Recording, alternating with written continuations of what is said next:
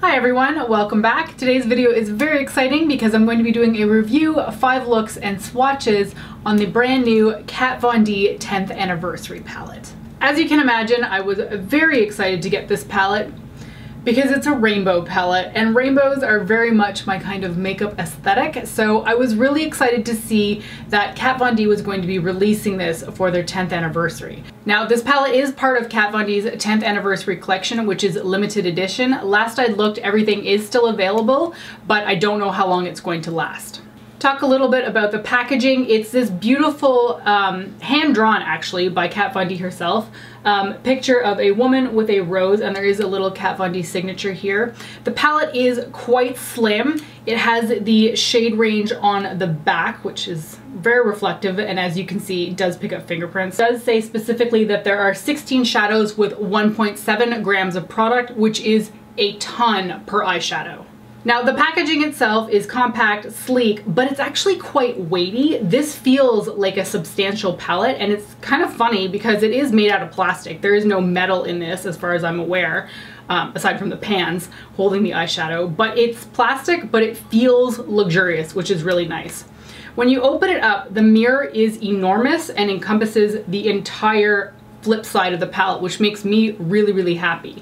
It also stands up of its own accord, so you can place it at whatever position you like and it's not going to like flap all the way open. Also, there's a hinge that stops right there, so you can't actually open it completely. Kat Von D has said that she opted to create eyeshadows based on several of her muses, so all of these eyeshadows are based on real people that she has worked with. The slightly frustrating thing to me is that there are no shadow names on the inside of this palette, so I'm constantly having to flip it over to check the back. That aggravates me a little bit, but I have to point out that this is a very compact palette. There is barely any space to put any actual written words on the inside, so I can forgive it a little bit. I always want to have names on the inside of the palette, so that point kind of annoys me a little bit. That being said, I appreciate how compact this is. There is no wasted space. There's nothing in here that is taking up too much room. The mirror is a beautiful, huge size. The eyeshadow pans are packed tightly into the palette, which makes me really happy because there's no extra space anywhere. I don't feel like this palette has, you know, unnecessary bulk, which I really appreciate. It's a really nicely designed palette. This palette retails for 62 Canadian and 52 US, and all of the product is made in the USA. I'm going to slide in some swatches here so we can take a closer look at each of the eyeshadows.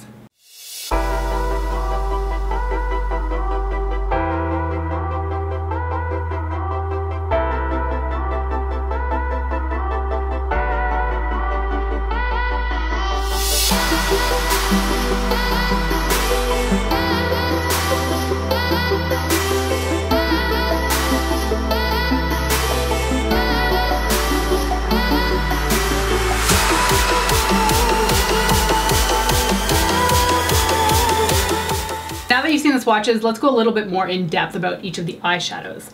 There are 16 shadows in this palette, but only 5 of them are actually shimmer, which I am really happy with. I'm somebody who tends to prefer matte eyeshadows, and I feel like a rainbow palette tends to have a lot of shimmer, but not as many mattes as I want. So I was really happy when I found that there was only 5 shimmers in here. And the shimmers tend to be the kind of colors that I want as a shimmer, which made me really happy. And what I mean by that is that I tend to prefer darker colors as mattes because it's just easier to put a darker color in the outer corner when it's a matte as opposed to a shimmer. You can pull it off. I do it frequently enough when it is a shimmer in the outer corner, but I just never quite like my look as much as when I put a matte out there. One of the things I found really interesting about this is that while it is a rainbow palette, she's actually managed to sneak in enough neutrals to help balance out a look. Your very bare bones neutrals are right over here, and you've got your matte brow bone kind of bone colored cream shade, as well as a very dark brown. Those are fantastic. I use the cream shade all the time on my brow bone, and this dark brown here can deepen up so many looks.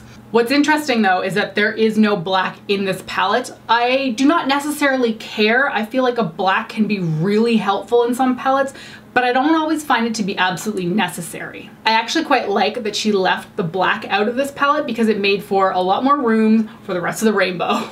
So aside from your basic neutrals right there are actually more nude and neutral shades in this palette. They're just kind of like hidden amongst the rainbow. This cool tone gray, this warm kind of caramel brown, and this pale yellow work really well as transition shades or just something to like bring a little bit of gravity to all the color that's in this palette.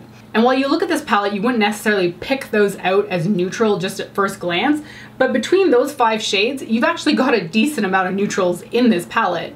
While I appreciate those because they really do help me flesh out my look, the color is really where my heart is at. The red and yellows here are beautiful. I really like that they kept the bright yellow gold as a shimmer color because that's something I would constantly put on my lid, and I really like when that color in particular on me is a shimmer color. What I found very interesting about this particular red shade is it looks quite red in comparison to the orange because they're side by side. In practice, that does turn out to be quite a dark orange and less of a red. The other shimmery colors in here are this sort of, I don't even know what to call it. I initially thought it was just a pink, but it's got a peach reflect with like a tangerine shift and some hot pink flecks in there. I've got a little bit of it on my inner corner today and it's beautiful, but it's very hard to nail down what exactly that shade is. My absolute favorite eyeshadow in this entire palette though is this bright emerald sort of green called Leafar. It's almost emerald, but it's not quite. I feel like emerald is a little bit deeper, but this one is so bright. The color is just unreal. I mean, I put this on my lid and I gasped every time I did it. I was just like, what is this color and how come I didn't already own a shadow like this?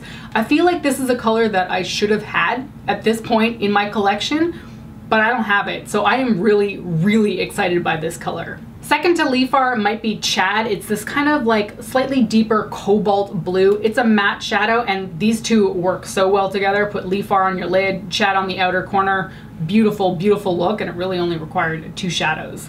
To talk about the pigmentation of the eyeshadows, I feel like the mattes are pretty much the same all across the board. I do find that they are a little bit powdery. That doesn't really bother me so much, but I know it does some people, so I just wanted to mention it.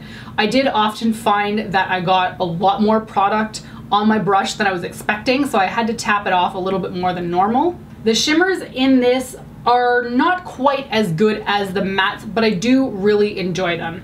The Leafar shimmer color here is the best one of the whole bunch. It's smooth, buttery, creamy, no fallout, goes on like a foiled shadow. It's unreal. The other ones are actually a little bit chunky, flaky. They don't necessarily bother me, but I was kind of surprised because I usually feel like Kat Von D's shimmer eyeshadows are a little bit smoother than this. These don't feel like her other shimmer eyeshadows. They feel a little bit more like there's, I don't know, like chunks in it really. They go on fine, but I feel like you had to layer them a little bit and almost crush the pigment a little bit with your brush. So I felt like I was really dragging my brush across my lids to really like pull the pigment and crush it. I know that sounds a little bit strange, but that's how it felt when I was applying my eyeshadow. That being said, I do that with a lot of eyeshadow, so I don't find that to be that unusual. The only one I would say that has not the greatest pigmentation, and I hate saying this, but it seems to be the case with every single palette I encounter, the purple. I don't know why purple is so hard for pigment, but it's a problem across the board. It comes off nicely, and I mean, I have it on my inner lower lash line today, and it's pretty, but I feel like it does take a little bit of layering. I had a lot of questions from people asking me if the 10th anniversary palette was the same as the Mi Vida Loca Remix palette, and I just wanted to bring the two of them up so that we could take a look at them together. In essence, I understand why people feel that they look the same because they are basically rainbow palettes. So if you're looking at a rainbow, I mean, yes, it looks the same. However, I would say that this one is brighter overall. It has a lot more tones that are almost neon.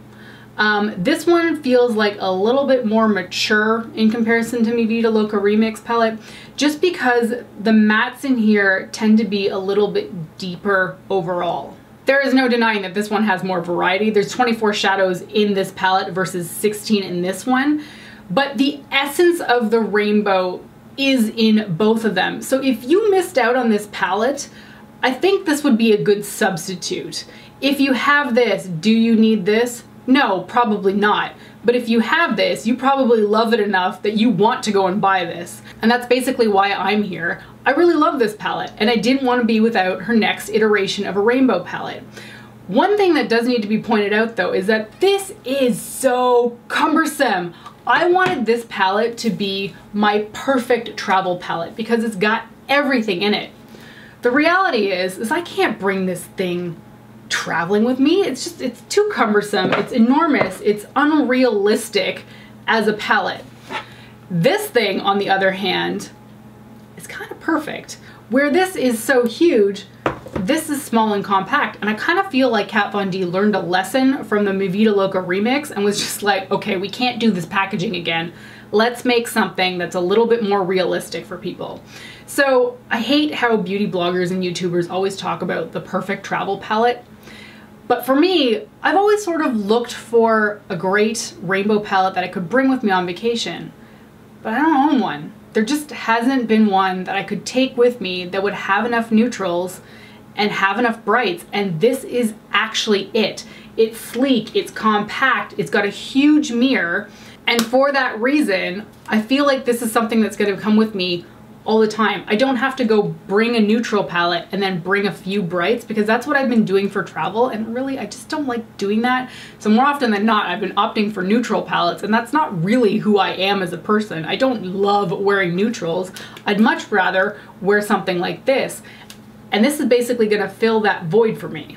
So do you need both? No, not necessarily. But I think if you bought this one, you're probably gonna buy this one, and I don't blame you. All right, let me run you through the 5 looks that I created using this eyeshadow palette. Look number 1 uses Sarah Through the Crease, which is that neutral gray color. And then I put Kelly on the lid, which is sort of like, this kind of shade always reminds me of MAC's Blue Brown pigment, but this is more blue with kind of a deep, deep purple base. And then I have Carolyn on the outer corner and through the crease, and that's just sort of that matte, sort of deep teal. And then I put Melanie on the brow bone, which you'll notice is a constant theme throughout these looks. For look number 2, I use Sarah again through the crease, Lee Far on the lid, and this is when I discovered just how gorgeous that shade is. I have Chad on the outer corner and then drag that color through the crease. I did find that this shade could be a little bit patchy at times. It just required a little bit more buffing into the sort of folds of my eyelid, and then it looked fine. I have Egypt on the inner corner and then brought that along my lower lash line and then used a little bit of Lee Far to blend it out to the outer corner. I also have Melanie on the brow bone. Look number 3 has Ashley through the crease, Catherine 2 on the lid, Malice on the outer corner. Really, really love that shade. And then I have Melanie on the brow bone, and then I used Alexandra on the inner corner, and that's that sort of like flaky, chunky, slightly pink, slightly peach shade.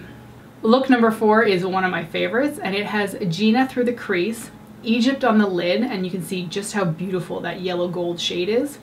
I have Ashley through the lower crease just to kind of deepen up that area. And then I have Malice on the outer corner, as well as Adele on the very sort of outer V area just to deepen it up slightly above where my wing is. For the 5th and final look, which is the one I'm wearing in today's video, it ended up in a totally different area than where I was going. I first started out with Nancy and Sarah on the lid because I wanted a blend between the 2 shades that was not quite neutral and not quite warm. In the end, the colors were so pigmented together that I really had to buff it out. I then put Alexandra on the lid and put Adele on the outer corner, and I was not really loving how it was looking, but I decided to keep going, and I put Catherine 2 on the inner corner of my lower lash line and blended it up into Alexandra to try to meld those 2 shades together. And then I put Lee Far on the outer corner, and the lower lash line looked beautiful, but I was just not having the entire look. So I took Chad, which is that bright, deep cobalt shade, and I just popped that directly over top of Adele. I wanted Adele to go away. I just didn't like how the color worked together. I felt like the neutral top was just too neutral and it wasn't going with the colorful base. So Chad over top of Adele worked out because it deepened up Chad and it made the whole look sort of meld together. Of course, now Alexandra doesn't meld very well into Chad, so I had to take a little bit of Catherine 2 and put that between the 2 shades and keep blending back and forth until I got a smooth gradient from the sort of pinky peach into the blue. This was a really good example of how a look that I had envisioned just came across so poorly once I put it on my eyes. So I was able to adapt it by dumping another color over top, but this doesn't always work. However, I was really happy that it did work with this palette. So you've seen the swatches, you've heard my thoughts on the shadows, and you've seen my 5 looks. Now I'm curious to hear what you guys think, because I am definitely really into this palette, but I'm curious if other people are going to be as into it as I am. Do you see this as a replacement for the Mi Vida Loca Remix palette? Are you happy to see it, or do you already have Mi Vida Loca Remix and you don't feel like you need the 10th anniversary palette? For me, I'm really happy to have both. I think that's pretty clear from this video. I'm so excited that Kat Von D continues to put out exciting color ranges, and I know not everybody is after a rainbow palette, but I love them, so the more the merrier as far as I'm concerned. That's gonna be it for this video. Thank you so much for joining me today, and I will talk to you next time. Bye!